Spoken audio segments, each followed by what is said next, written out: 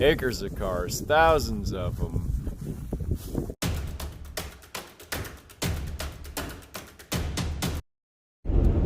Good morning again. Headed back to Bud's Salvage in Aline, Oklahoma.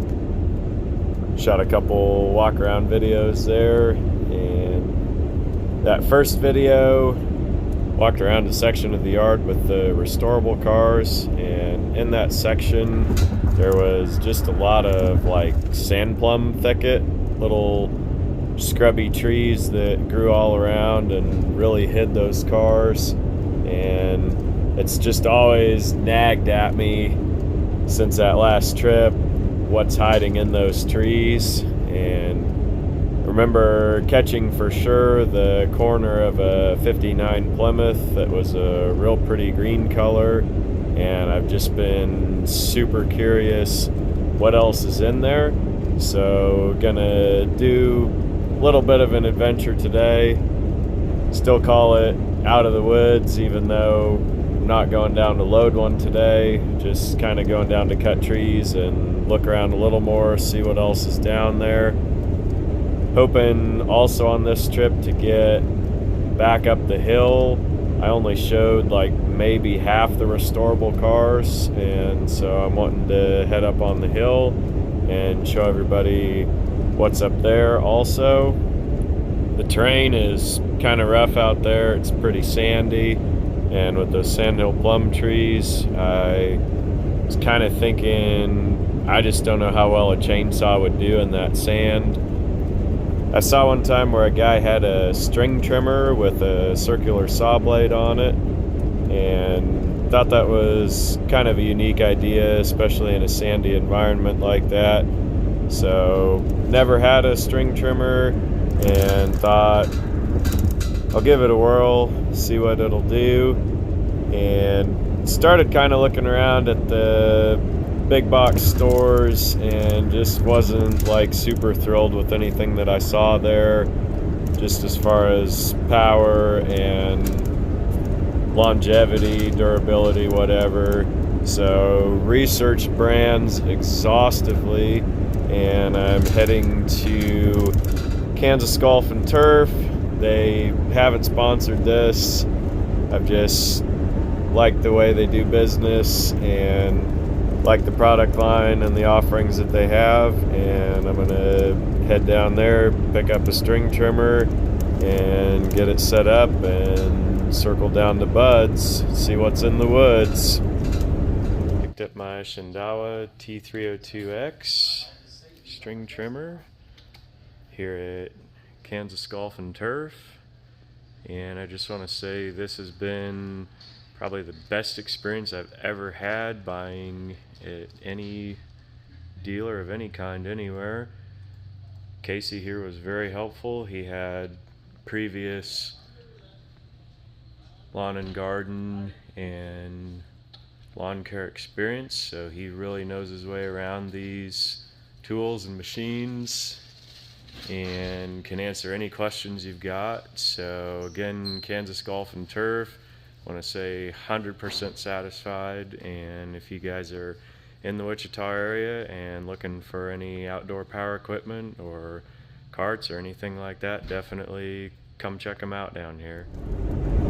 One quick thing I wanted to say, after those first two videos, a lot of people were asking about vehicles and parts, and Bud's Salvage, pretty old school place, so they do not ship parts. That's the only bummer. If you're a ways away, you gotta be down there to pick it up. So that many cars though, it really is worth the trip just to see it. Doesn't look like it, but this is actually rows of old cars. Can't tell most of what's in here but for a few glints of stainless, so we're gonna do a little work here to get them cut out and see what we find, see what we might make a deal later on and take home. I guess I'll give it a start here and then you still got the gloves.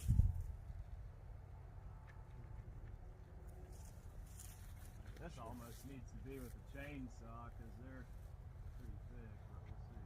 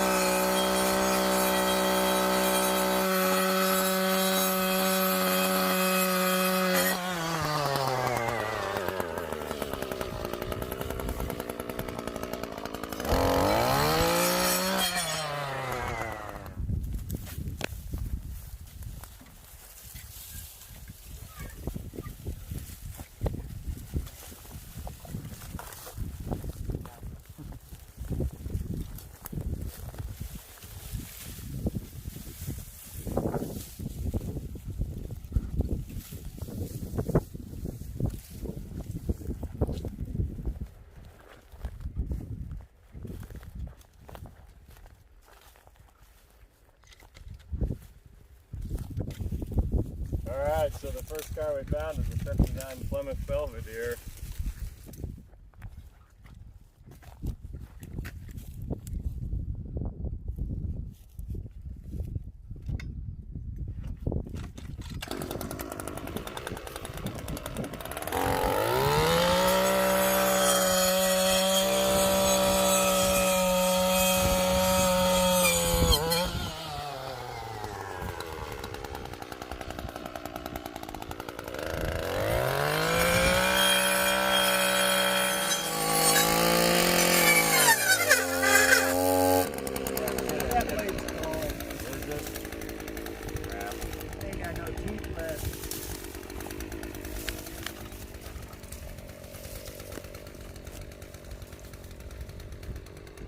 Maybe going that way or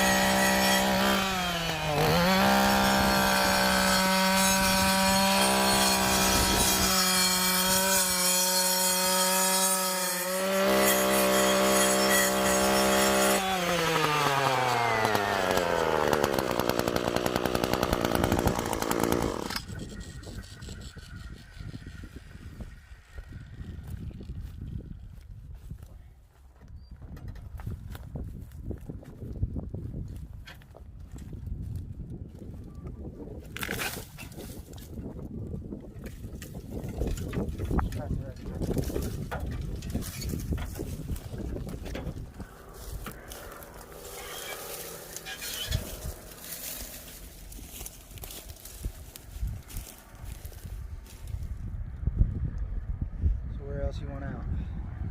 Oh, One beside, or one or two beside the cars there. take a second to look around. This stuff here looks a little bit wider. I might work around there for a little bit.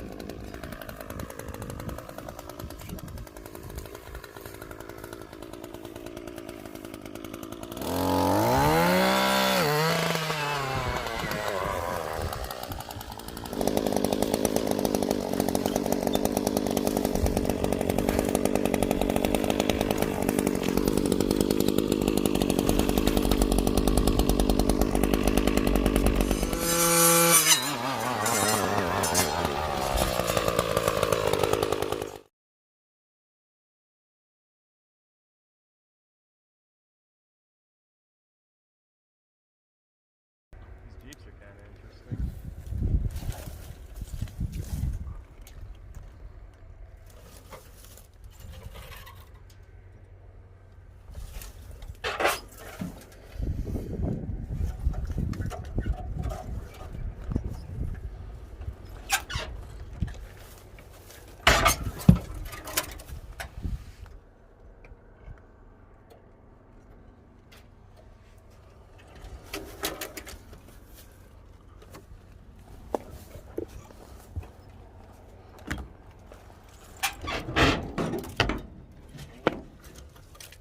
What you thinking? I'm thinking that blade's pretty dull on that thing. I think it is, yeah.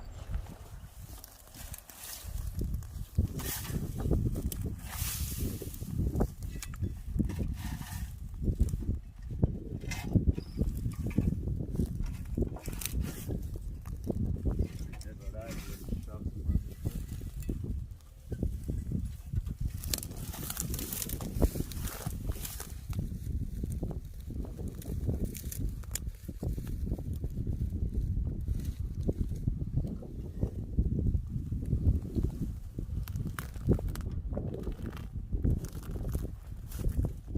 Smallest video, class of '59, Ford, Chevy, and Plymouth unearthed from a pump picture.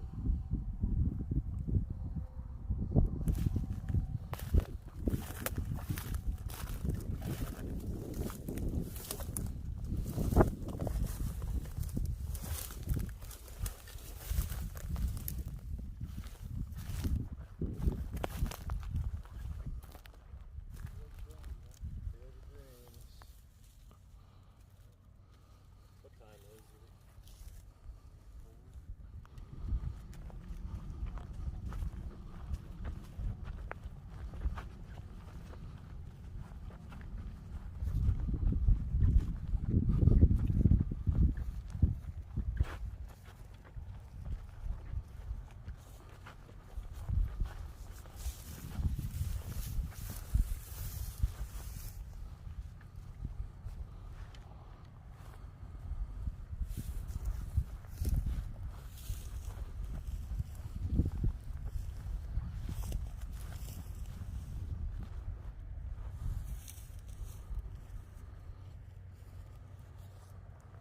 60 LeSabre 4-door flat top. Wow, what a car.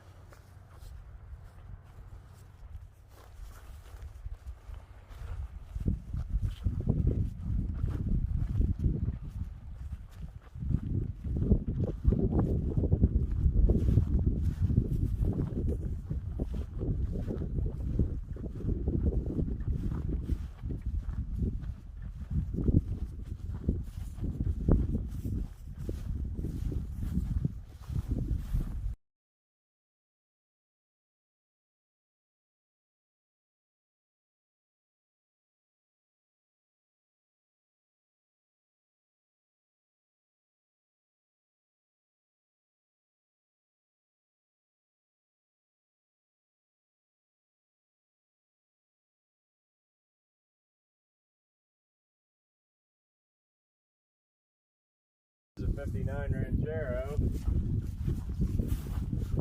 I want to buy a 59 something. That's the year I've got in mind.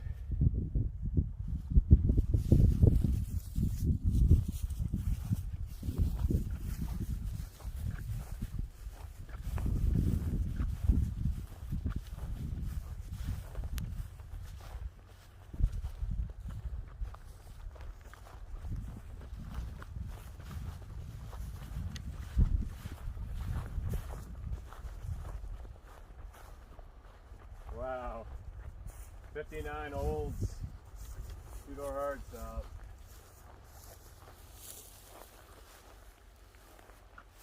What a great car.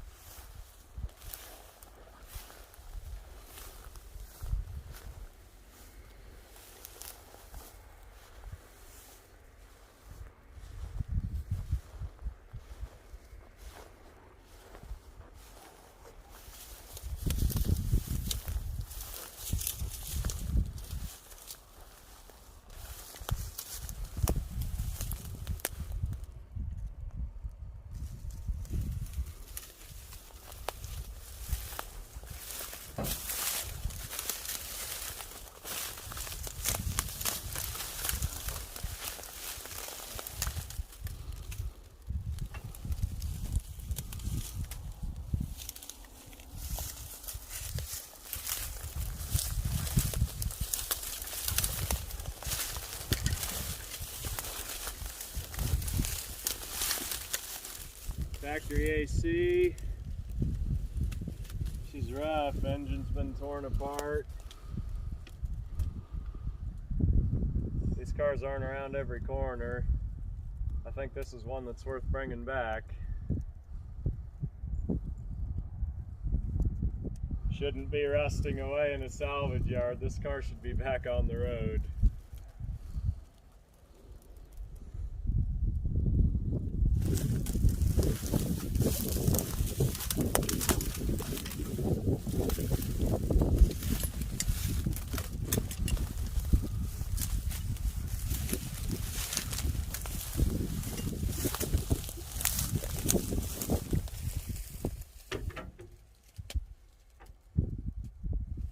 Short the front spindles, unfortunately.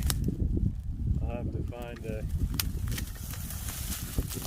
way to get a hold of some of those if I'm going to do this car.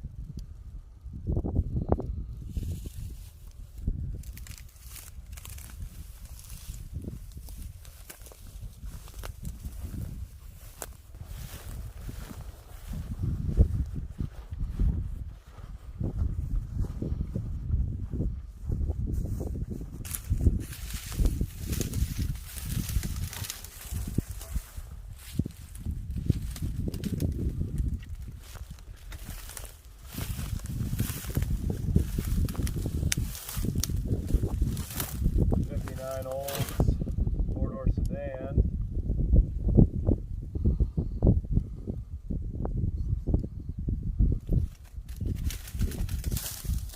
She's a little on the rough side though.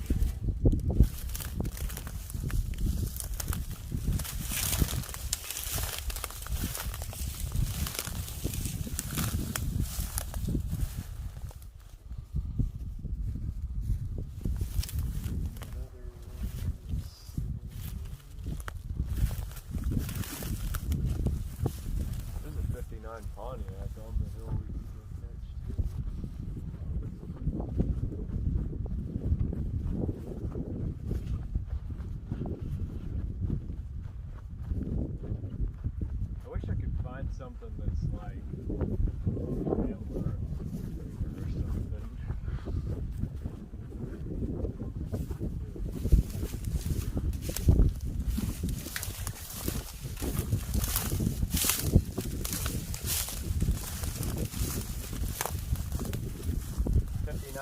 Ford ranch wagon.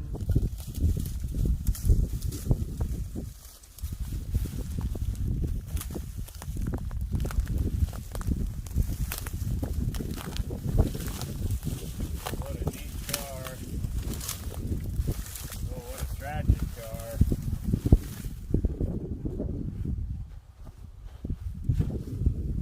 She got the pinch.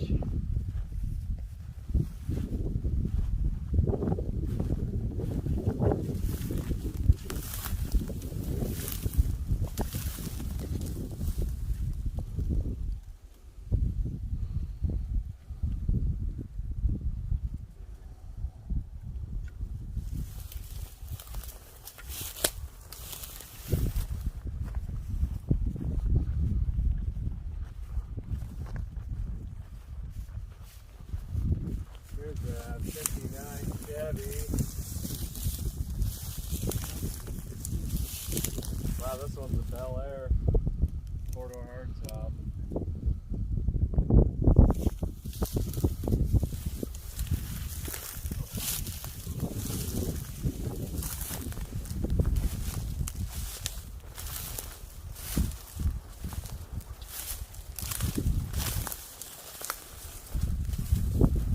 Few pieces have been taken off, but thankfully nothing that really punches its ticket. No panels sawed out of it or anything like that.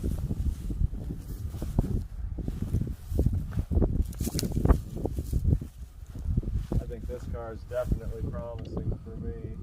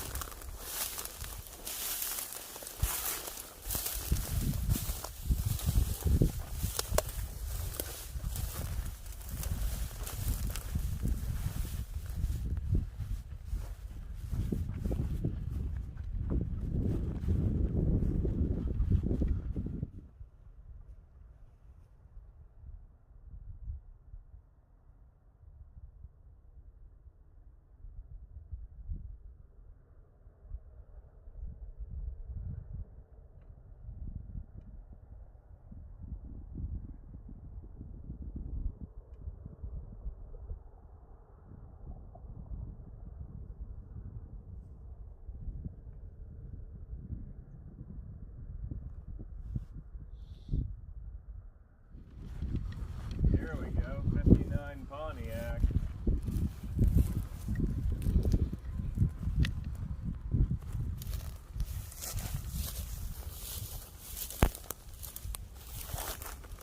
Joseph and the coat of many colors.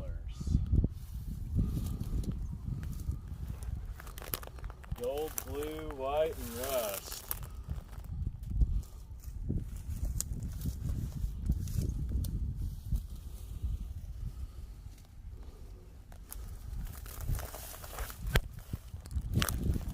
It's amazing how shiny all the bumpers still are. What's that? I said it's amazing how shiny the bumpers still are. Yeah.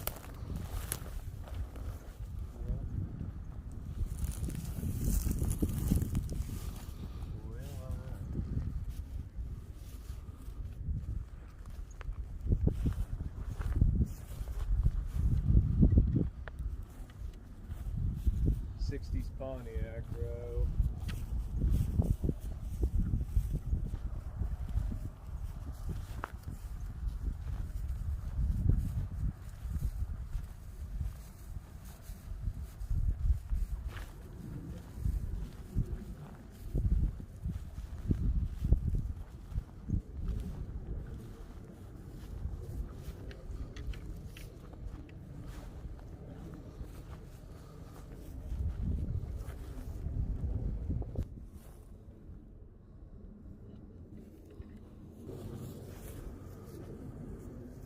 Here's a 59 boardward. When was the last time anybody ever saw a boardward?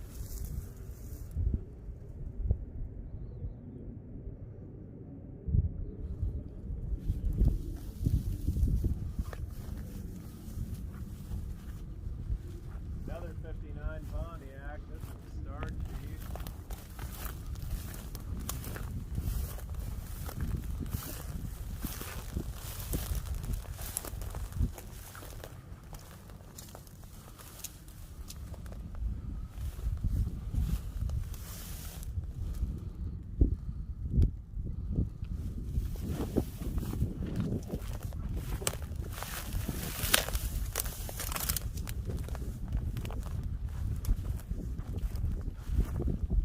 Great patina on the outside, great color to the interior.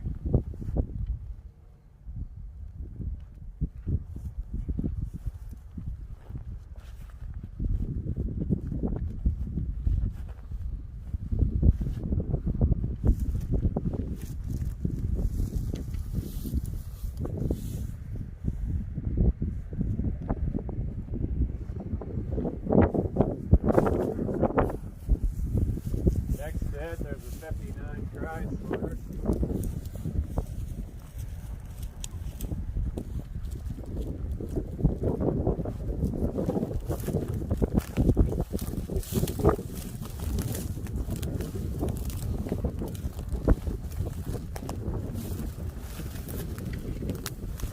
What a neat relic.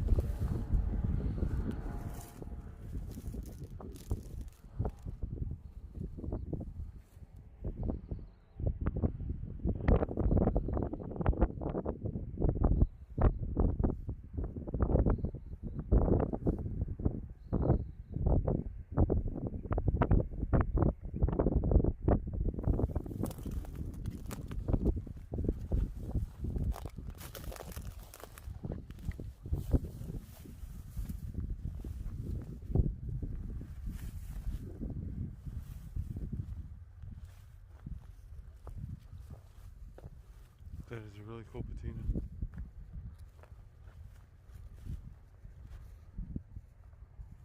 I really like the way that one looks. Yeah. You remember the old Shoe comic?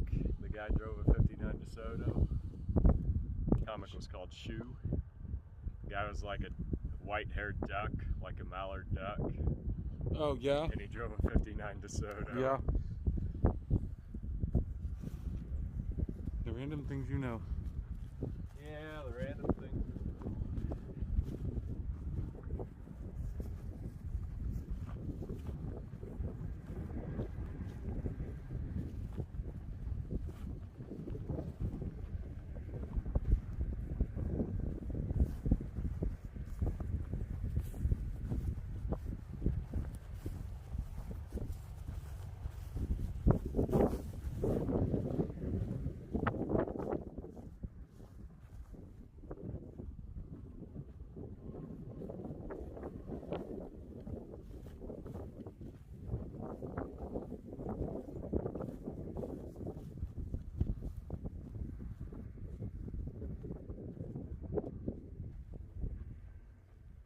This row is mixed makes of 60s cars.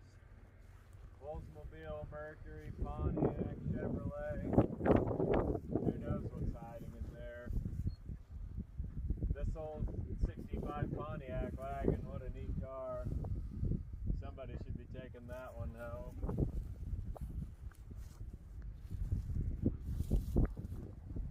This car has a whole summer full of fun vacation memories left in it.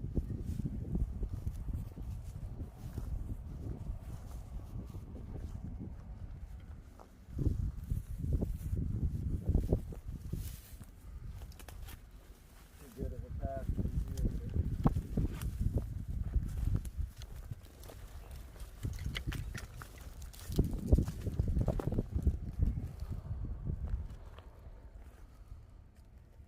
The old 59 Belvedere, pretty much the car that Ward Cleaver drove in Leave It to Beaver.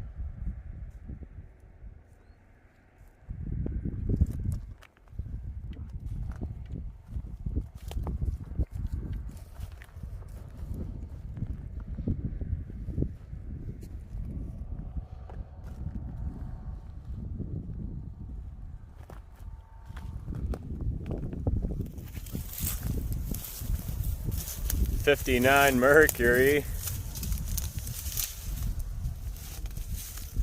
Monterey 4-door sedan.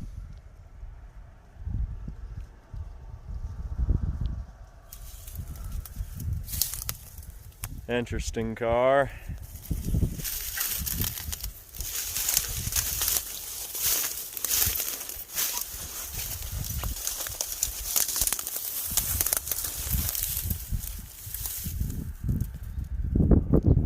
Most of these 59s you think of with wild fins.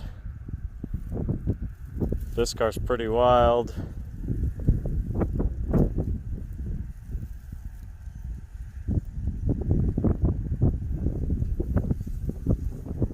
'59 Olds, '98. Not just a great amount really that differentiates a '98 from an '88. 59. There was in the early 50s, definitely was in the 60s, but not really in 59.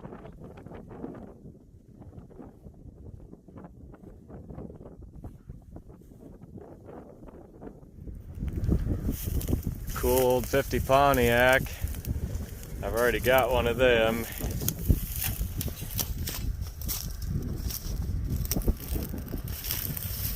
'59 Buick.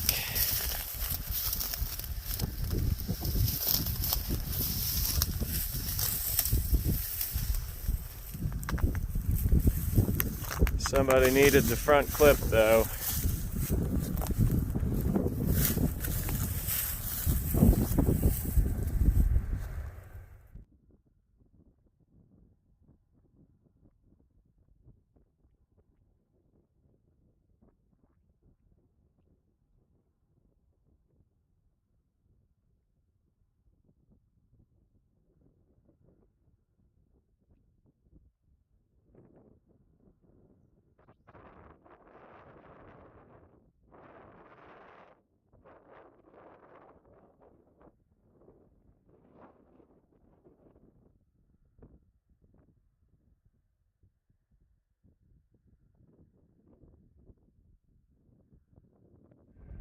Worked on this plum thicket a little. It gave me a lot more of a fight than I thought it would. I thought I'd be out here going and blowing, and it's been pretty rough. I got all scratched up, and it's just kind of how the day goes. But any day out here doing this stuff with these old cars is better than a day anywhere else doing anything else. So it was just a good, fun day to be out here. The main thing that I want to do is just to be able to help the guys out here. You know, they're kind of in northwest Oklahoma here, and there's just not a lot of traffic through here. So that's really the main point of making these videos, is to just show you guys what's out here, show you what projects you might want to take home. Most all of these cars, his going price is about $2,000 a piece, unless some of the ones that are a little more collectible, he was at $3,000 on them. And then anything that was missing parts, he was around $1,500. So you're not going to walk away with anything for $500, but you know, you're not going to break the bank, you know, for 5 or 10 grand go away, it's not for sale price, but it's a price kind of thing. And I've got a couple of them marked out here that I'm going to be pulling home. So take a look on some of my later videos and I'll show you what they are and show you what we do with them.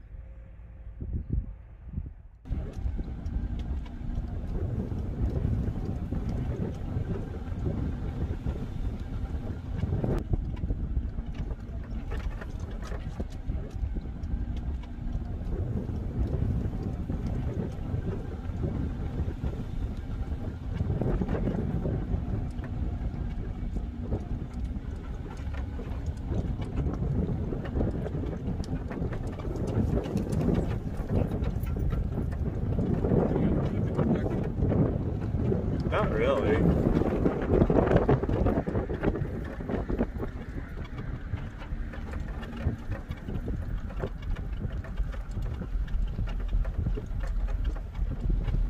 Oh, now the whirring, humming. No, that I think that's just 'cause my That's the transmission tire on tread. loose.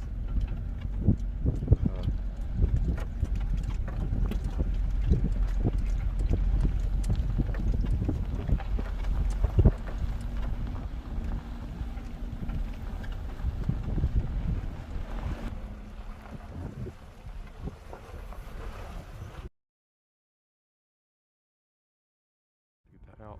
What's that? Said it took a lot to get that out. Yeah.